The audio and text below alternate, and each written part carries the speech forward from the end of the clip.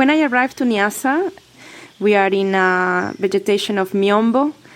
It's a kind of savanna. And you can see from far away. You can see kilometers and kilometers and kilometers of bush. The trees are not very high. You have a lot of dryness. We are in a landscape where we have 2 seasons, one rainy season and one dry season. And I fell in love with that place from the first moment I got into the Niassa Reserve.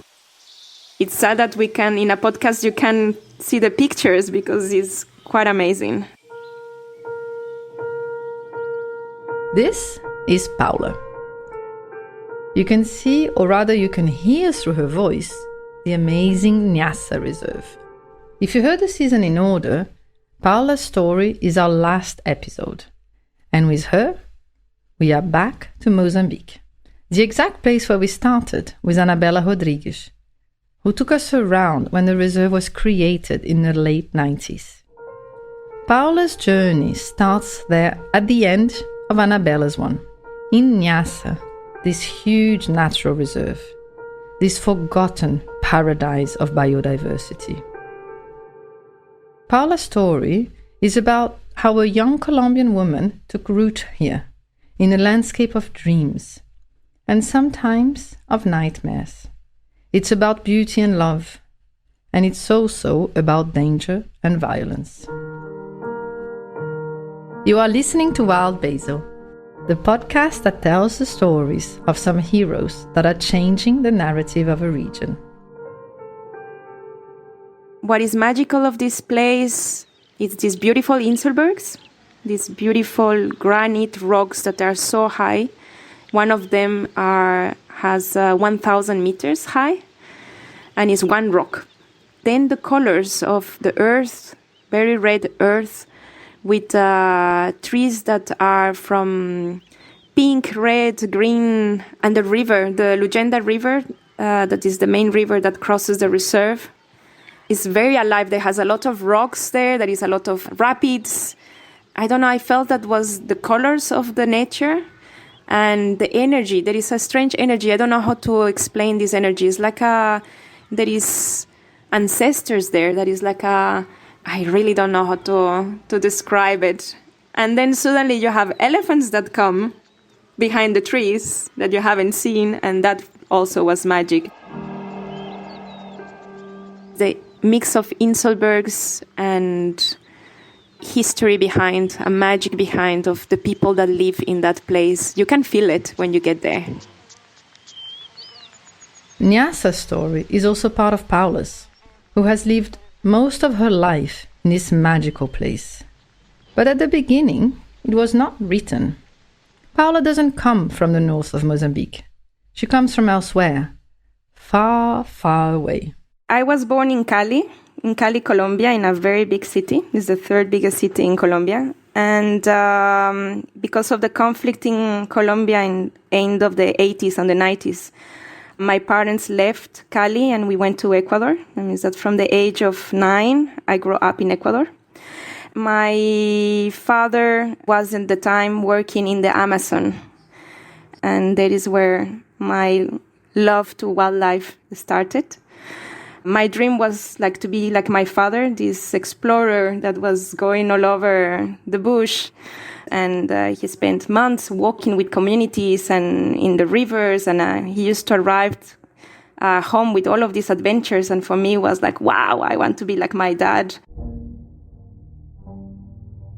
Often, our childhood dreams shape our adult lives. And so Paula embarked on an adventure that took her into the wild and across the world. Before coming to Mozambique, I was working in Brazil, in the Pantanal region, in the state of Mato Grosso do Sul. I was doing some research in human-wildlife conflict. I was working with the farmers that were losing livestock with jaguars and pumas. And I worked with them for 3 years in Brazil, and I decided to leave Brazil to then profit to do a master degree in anthropology in Paris with the Natural History Museum, because I found out that after doing biology and ecology, pure ecology, and I was working in Brazil with farmers, I realized that I needed more knowledge about the human being, because for me, in fact, conservation is done by humans. And I thought, why not to do some anthropology related to ecology? And while I was doing my master's, I needed to find a project to do my memoir.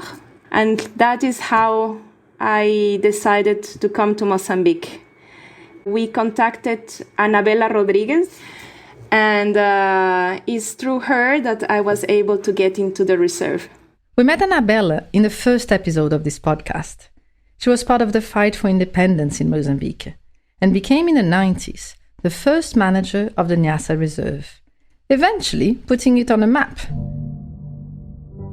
But when Paula was preparing her travels, it wasn't yet strongly there. I was trying to get some information and trying to get some articles about Niassa and some research that was done there. I couldn't find anything. In 2006, there was nothing written about Niassa. And I realized, wow, I think I'm going to have a little bit of trouble to do this research, because there is nothing, I can't find anything. The adventure was only more exciting, if not slightly dangerous. When I arrived to Maputo, then I took this aeroplane to Lixinga. That is about 3 hours of aeroplane, realizing it's about 3,000 kilometers from the capital. And then I got to Lixinga, and they told me, okay, this is the only place where you can have supplies. And I had to get my supplies for 4 months, about 4 months. They gave me a car, and I had to do 10 hours drive to get to Niassa Reserve from Lixinga. Already I was thinking, my goodness, I'm getting to a reserve, there will be elephants. What I'm doing if I drive into an elephant? I had all of these questions. Then I was like, what I'm going to do? And the crazy thing is that I arrived in the middle of the rainy season and was completely mad. The vegetation was so different than what I was used to. The roads were horrible. And the funny thing is that I was not a very good driver in that time, because I just got my drive license. And is that I did 10 hours drive. That was kind of crazy. And I got there, and because it's rainy season, there is nobody is there. Everybody's on holiday. My first impression was oh my goodness, what I'm doing. That is how I arrived to Niassa, as a feeling of being scared, amazed. I am in Africa, first time, crazy. I was 26-year-old. Yeah, top. Paula had arrived in Mozambique, this long country with a coastline stretching roughly 2,500 km along the Indian Ocean, the same length of crossing southern Africa following the Tropic of Capricorn. And Paula had entered from the north. That northern part of the country, before the Portuguese colonization, was formerly under the rule of the Muslim Sheikh Mozambique. It is said that's where the name Mozambique is derived. The influence of the Arabs in the north of the country is since that time still present. This maybe can be something interesting to know, is that in Niassa Reserve, people doesn't eat elephant. Because when the Arabs came through for slaves and for ivory, they converted people into Islam. And they say that elephant was related to pork. And they stopped killing elephants for meat. That means that in Niassa Reserve was something amazing happened, because it's one of the only places in Mozambique where the elephants survive, and they were amazingly big male with big ivory, because people didn't eat them. And it means that you had this history behind of the Arabs coming through for the slave and ivory trade, and made a way of saving elephants in Niassa just before the big crisis in 2015. Niassa has roughly the size of Switzerland or Denmark. The reserve comprises 30% of Mozambique protected land and harbors incredible wildlife. Enough even to impress the adventurous Paula. It also has one of the largest elephant populations before the poaching crisis. Before coming into Mozambique, I was kind of scared of. I am a woman, 26-year-old. I had never been in Africa. I was scared of. I was going to be in the middle of the bush, uncommunicated, because in that time there is no cell phones that works in the reserve. There is no Wi-Fi, there's not internet, there is nothing. I was scared that if something happens to me, I don't know if people will be kind to me, will be respectful, and they have been from the beginning amazing people. Niassa is not only the name of this large reserve, it is also the name of an even larger province. Niassa is very complex because also as a part of Mozambique, only came really part of Mozambique in 1925, because before was the Company of Niassa and Cabo Delgado. The north was managed by British company that didn't belong to the Portuguese, and this place was always separated. And then after that was kind of forgotten. There was used as a game reserve. There was used as to get food for the troops, for the military. Then was kind of forgotten because of the war, the independence war and the civil war. A lot of conflict happened there, and a lot of people left the area to go to Tanzania and to other places in the country. And when I arrived, was still people coming back from that conflict. Mozambique basically lives through a struggle for over 30 years between the war between the Portuguese colonial power and the civil war that tore the country apart as soon as it became independent. During those years, more than a third of the population fled and millions were displaced. And people's movement was exactly what Paula was coming to study. My project was a study about the movement of people inside Niassa Reserve. Because in Niassa Reserve, we have right now about 60,000 people that lives inside the reserve. And the reserve was asking themselves how these people and the movement could influence the management of the reserve and what kind of rules could be made for people, as a lot of the movements were related to illegal activities. That means that was how to see how these movements could be regulated, studied, and used into the management of the reserve. I was very ignorant of the wildlife. I know the names of the animals and I knew how they look like.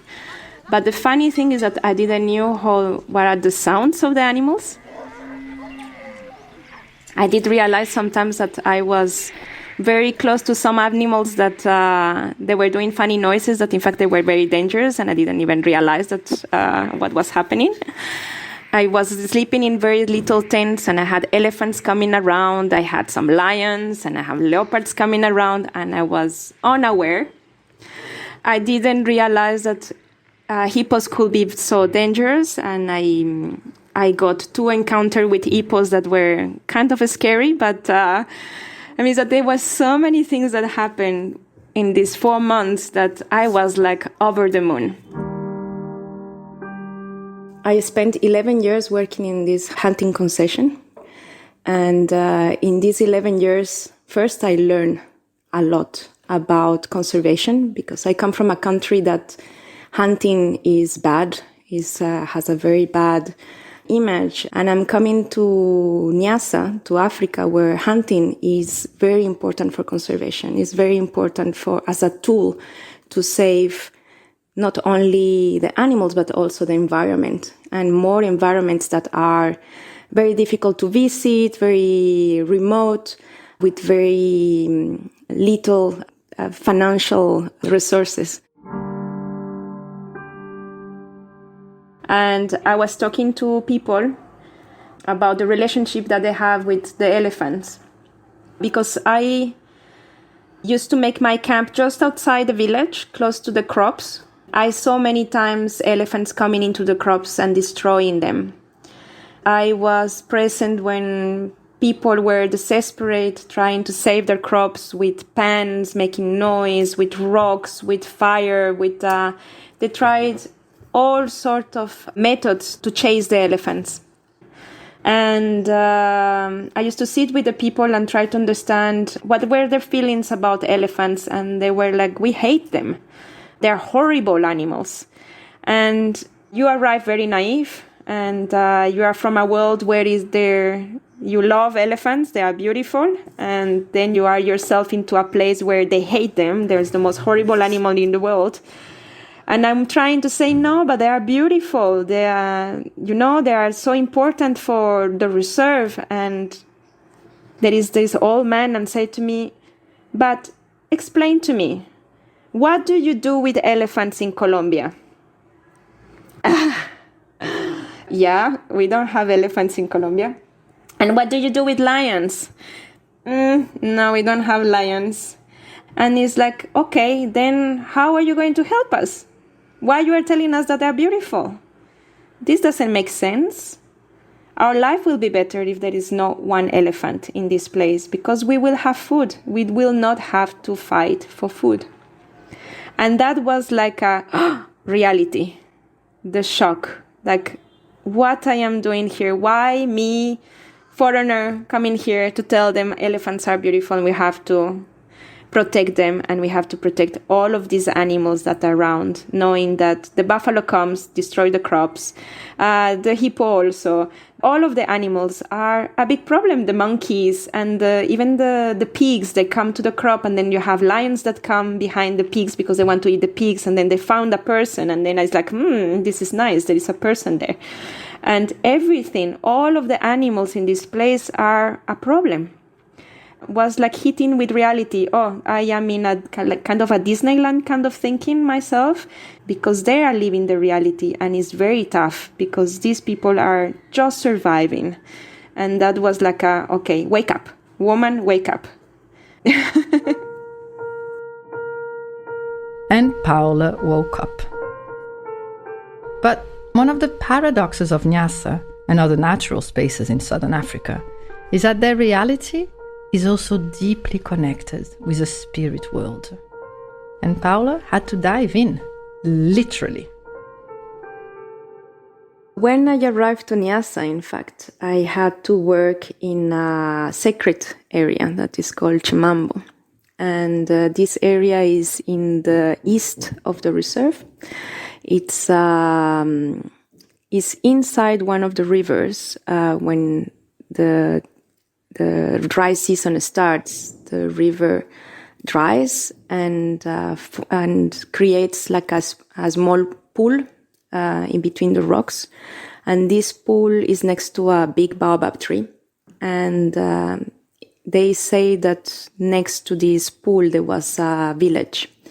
And in this village there was a family and with two brothers that they got into conflict, and one of the brothers became very, very mad, and the whole village had to commit suicide into this pool. And this pool is full of spirits.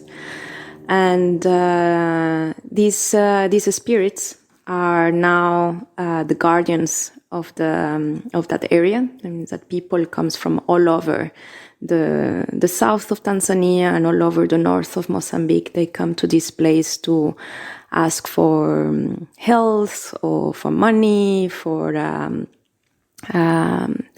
different things that people wants to get. And around this pool there is a group of baboons that they are like guards of the spirits. And the most interesting thing is that the people that just before we were talking about animal conflict, human-wildlife conflict, we have people that comes to this site and brings food to feed the baboons. And that you have in the village, you have people that is all the time in conflict with the baboons, because the baboons are trying to eat their food. And then they go to this Chimambo site to to give food to the baboons to allow them to talk to the spirits. And you have all of the witch doctors that come there, and they do a very strong and ceremony. I was there a few times. I went there to study them because I was invited by the witch doctors. That is how Paula became a healer. But she soon came back to the tough material reality. In a place that is so remote that it takes 15 hours to drive to the closest town, it's hard to imagine access to any public service, even the most basic ones, like having an ID or access a public national pension scheme. As large employers, the hunting concession also play this relay role. When I arrived, it was kind of the Wild West. In the reserve, the people were not able to have documents because it was very far. The documents, like the ID, was only in the capital of the province. And most of the people that were employed didn't have documents. And I managed to get all of the employees. There were more than 130 people. I managed to get them IDs, social security numbers, and the tax numbers and bank accounts. And that was really, for the community and for the people working there, something really important. And that means that when I arrived, these people was able finally to get like social security. And in a lot of the cases, we managed to get them the money from the pensions in the reserve. And that was quite amazing. Okay, now we're familiar with Paula, with the dangers of wildlife, and even with some of the holy spirits that lurk. Let's try to get the big picture about this gigantic Niassa reserve.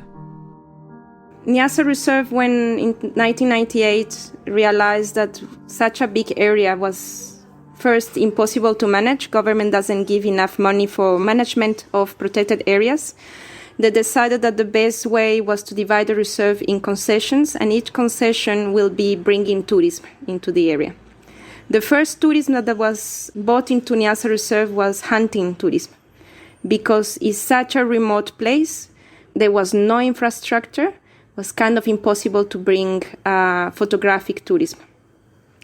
And it's only in 2017 that there was the first tourist photographic camps opened in Niassa Reserve. And this was, is called Lugenda Camp. And he was in the middle of a hunting area. And there was assigned 1,000 kilometers square for photographic. And with very hard work and trying to make sure that this kind of tourism was going to be the future of Niassa Reserve, we saw with the time that was kind of impossible. In general, in Mozambique, traveling inside Mozambique is very expensive. The flights, the internal flights are really, really expensive. And all to do in that time before was like 15 hours drive. Now is a little bit less. The roads are better. But for normal tourism, it will be impossible for somebody to get into Pemba, do 15 hours drive to get to the reserve. That means that the photographic tourism, we were not able to bring enough people to survive. And what was happening, sadly, is that the hunting tourism was subsidizing the photographic to be able to have the opportunity to open this area for no hunting people. Tourism really hasn't been a really good solution for Niassa. You have to actually mix tourism with philanthropic or tourism with donations from NGOs or from big organizations like a World Bank or UN or European Union or AFD to be able to survive, because also the concessions that are doing tourism, they are gigantic, and they are not only doing tourism, they have to, in their contracts, they are obliged to do infrastructure, to do management of the land, to open roads, to do anti-poaching. And that is an extra cost that actual tourism is not able to bring. That is it.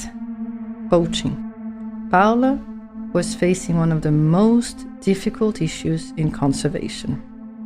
In the 90s, poaching was more for bushmeat, and a political issue linked to conflict between communities and wildlife, and was greatly manipulated during election times. But it wasn't a big business yet. And then it changed. And this is what shook the fragile balance that was being established in Niassa and the life of Paula. When I arrived in 2006, there was very little poaching, was more game poaching, was for meat. Poaching was fine, means that if you killed an elephant, you will pay a fine like you have a speed fine. But if you kill the chicken or the cow of your neighbor, then you will get into prison. And was very hard for the reserve and for the scouts, for even the community to understand that they were doing a crime when they were poaching these animals, because they had always done it. And something also that was happening at that time, there was, for example, the elections for presidential, because in Mozambique you have two big parties, the Renamo and Frelimo party. The reserve became the actual reserve right now in 1998. And from that time, then there was some rules and regulations. People was not allowed to do this, was not allowed to do that, because you are in a protected area. And there was all of these rules that were all against the people that used to live there before, and they had never had the problem of if they were going to kill a kudu or something, or a buffalo for eating, there was never a problem. And then suddenly this area becomes a reserve, and there is a huge problem because now it's illegal to hunt, it's illegal to take all of the fish that they want from the river, it's illegal to cut the wood, everything becomes illegal. And I remember very well that was there was the campaign for presidentials. There was Frelimo party comes into the reserve and they are doing this big speech, and people say, why you don't ask the animals to vote for you? And that was a big, oh my goodness, this is big. And then few weeks later, in the radio, Renamo said that if people vote for them, they will kill all of the animals. And means that in that time, there was not really an understanding of the importance of conservation, the importance of their animals, that they didn't realize that the animals were a value for government, a value for their people, a value for their country. That means that we didn't had a lot of poaching happening. There was few elephants that were getting poached, but was not very much. And there was not a lot of money also coming from poaching. It's only later when things started to get worse, 2013, 2014, and then the peak in 2015, when we started losing most of the elephants. In 5 years, we lost 60% of the elephants of the reserve. And that was chaotic. Like the butterfly effect. One change far away has repercussions you don't expect. The poaching crisis in Niassa escalated for a mix of reasons. But it was greatly driven by the insatiable increasing demand on ivory from the Asian side.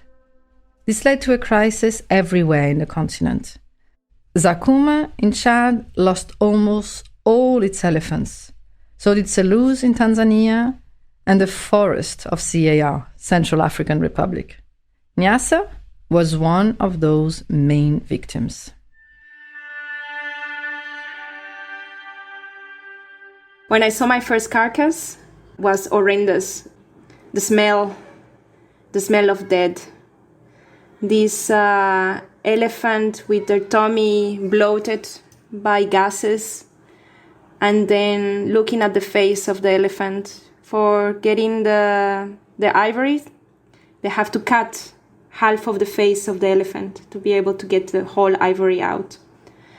And all of the vultures around, and the smell of death, and it's horrible. I think I have all of the carcasses I have seen in my memory. It's disgusting, it's sad, it's crazy that people still is killing these animals to be able to have the ivory to do something carved for their house and to show to I don't know who. It's really, really terrible and very sad. With all of these years, we managed to be very organized in all the paperwork, the rules to be able to do hunting ethically correct. The concession where I was working, we were one of the best concessions in terms of paperwork, and we managed to organize everything in a way that we were confined to. All of the regulations were well done. We were achieving also in the anti-poaching operations. We were working very well with all of the reporting, and we were really well organized in the time that I worked in the concession. But the poachers were much better organized, and they had protection at many levels. Slowly, when we started seeing that we couldn't fight against this poaching crisis, we were able to capture the poachers, send them to police, and they were released. They were not put in jail. They will run away. They will go back to the village, and we will capture them again. And like this was like a game. While poaching was happening, this one was bringing income to the community first, and second, indirectly was solving the problem of elephants getting to the crops and destroying their crops. That means that the communities couldn't see anything wrong in poaching. We were the ones seeing it that was wrong. And we went to the communities with speeches, talking to them from the importance of conservation, the importance of these elephants, that we don't have to do poaching, that is illegal, the consequences of doing this illegal activity, and the fact that if there is not elephants means that there is no tourism, and then the tourism is bringing value to Niassa Reserve and to the communities, to try to see that was the importance was also economic. But this really was not working.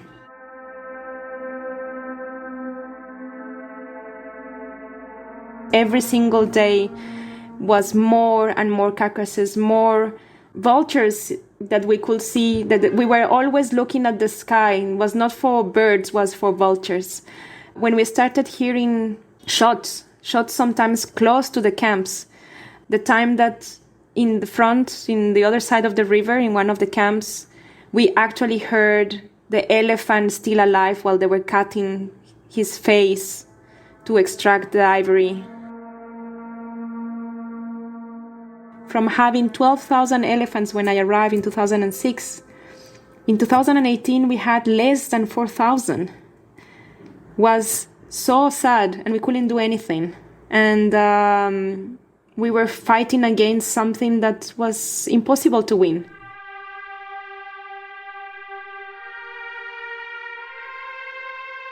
Vicente Gilberto, that was one of the wardens of the reserve, that was murdered in Maputo. And a few months later, I was called by my phone, and that they were following me. They were describing my clothes, what I was doing every single day. For a week, they were saying that I had to be careful. They were looking at us. They were thinking about killing us if we were not going to pay some money. We don't really know who they were, these people. And was just after a few months of the murder of the warden. There was very bad people around. And for about 10 days was this going on. And then one day was really, it got very bad, and I had to, they put me in an aeroplane. They never managed to find who it was. And Because of that and other issues, I got depression in 2016. After already have worked for close to 11 years in the reserve, I felt that everything was useless, that the easy thing was, let's kill all of the elephants. And then will be the end of the problems. It was so bad, the feeling that it's like we are losing it. From being a sacred place, a magical sea of trees, Niassa became the stage of horror. It's like you are swimming against the current, or like all your actions are written in water. And it's like everything that you did doesn't mean anything. And you are fighting the war, you are fighting, all of the animals are dying in front of you, and it's like you never did anything. And it's too hard to see. You become completely depressed, and you think, why I'm doing this work? Why I'm trying to try to save the world? I'm nothing, and everything is against us. And it was too hard to live with. Was really too hard. I was not managing. And in that time also, because of the crisis, we had to dismiss more than 50% of our employees. And that was really, really hard, because people didn't understood why you were dismissing them. And that was because there was too much poaching and we were not able to bring tourists. And that means that there was no money, that we couldn't pay the workers. And that is where like hunting is so important, because these hunting clients were not coming. And it's through the hunting money that we were able to pay the salaries of the people that works in the concession. It's funny because people say to me, how is it possible that you can have a burnout in the bush? It's like, you are in the nature. Yes, you can have a very bad burnout in the bush. I was really sick. And that's why I changed. In fact, my mental health made me change. And that is how I got into arts and get into crochet. And then is how I kind of survive. It may seem strange that crochet, knitting, and a few colorful threads of wool saved Paula's life. You'll be surprised by their power. But we'll get back at it. Finally, the government took position and poaching finished. There was no more carcasses in May 2018. There was really a lot of hope after that, knowing that there was no poaching. There was more money that was coming into anti-poaching. There was the presence of the helicopters, more equipment, more scouts. There was more money that came to help all of the concessionaires to have more scouts to be able to patrol. There was a lot of hope. There was really good years.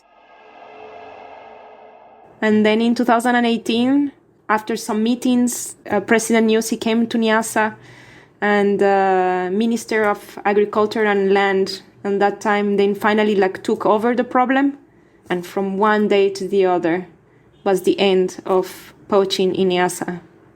Was amazing. In a week time, was incredible. No one carcass. And from March 2018 until today, I touch wood, hasn't been any carcass of elephant. It has been amazing.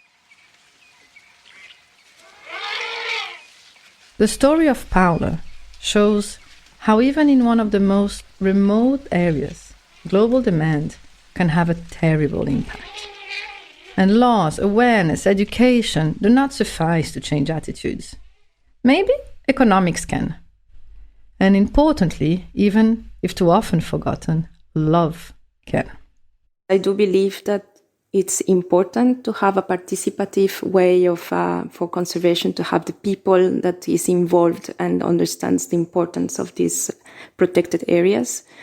But for the moment, our approach is mainly related to economics and to tourism, and it's not really working because it's not enough money to live well.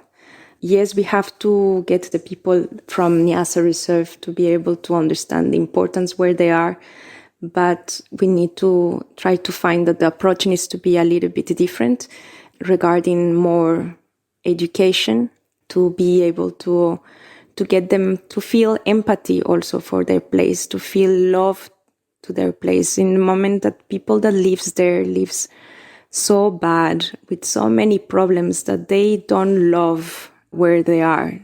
They only see problems where they are. That means that when you only see problems, you don't want to protect it. While she was totally broke, she started doing crochet as a therapy, to keep her mind focused on something.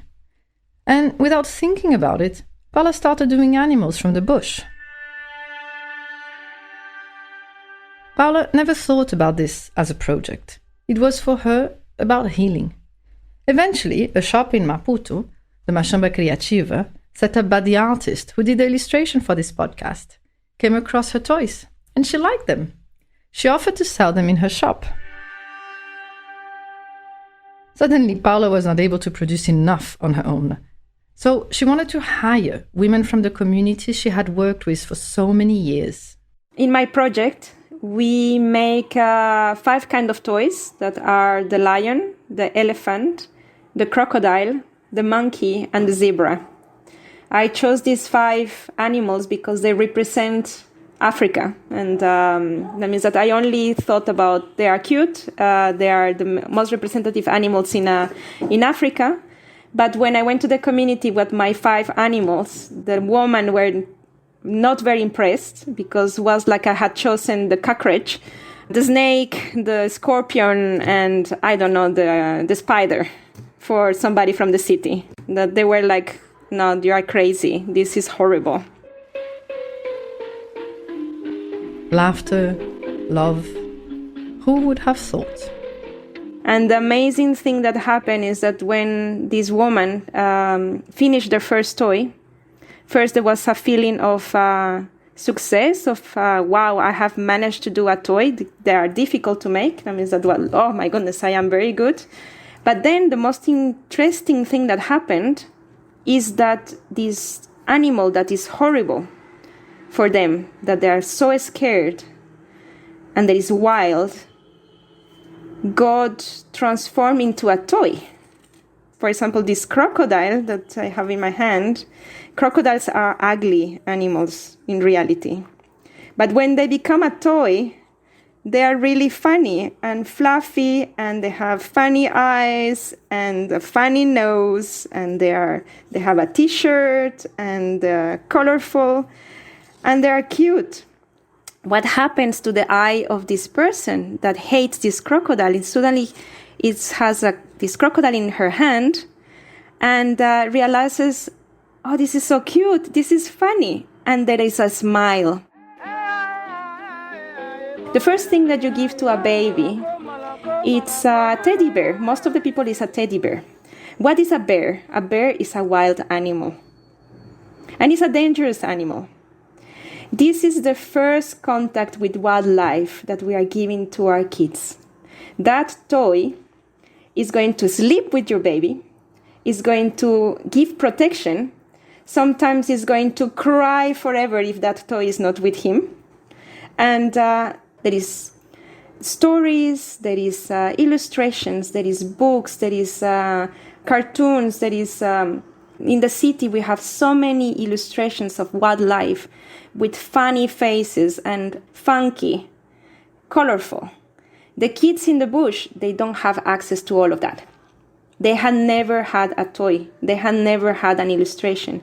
Means that they had never made the wildlife that is dangerous in something cute. And this was the first time ever. Paula's living room is usually filled with little crochet teddies. But last year, you could not even get through her door. She suddenly received over 2,000 toys from Niassa. She calls them os bonecos da insurgência, the insurgency teddies. For a couple of years now, a new conflict in Cabo Delgado is terrorizing the populations, again, and spilling over to Niassa province. When the villagers she works with had to flee in the bush, the only source of hope and economic activity was knitting. While fleeing, people took nothing but the threads and needles with them. If you have the chance to meet Paula, ask her about this story and about the bonecos na insurgência. It will give you goosebumps. My project has 1 year, and in less than 1 year, the kids are now playing with these toys and making positive stories. Because before, the stories that were made are like the ones that were made with Grimm brothers. The stories of the wolf. You had to run away of the wolf. The wolf was dangerous. And it means that they were recreating stories of danger because they wanted their children to be running away of the wolf, of the bears. Because that is what they needed to protect their families. And that is what is happening in the bush right now, is that a lot of the stories are about dangerous stories. And because that is reality, you need to run away of an elephant. You don't have to go and look at the elephant or go and try to touch the tail of the lion because it's cute. But now with these toys, suddenly the kids are creating these stories, they are dancing with them, they are sleeping with them, and now we can talk about conservation, about protection of nature. I learned through these toys that you will be able to protect or to understand about the importance of these animals is through empathy. Empathy allows you to love and to respect something.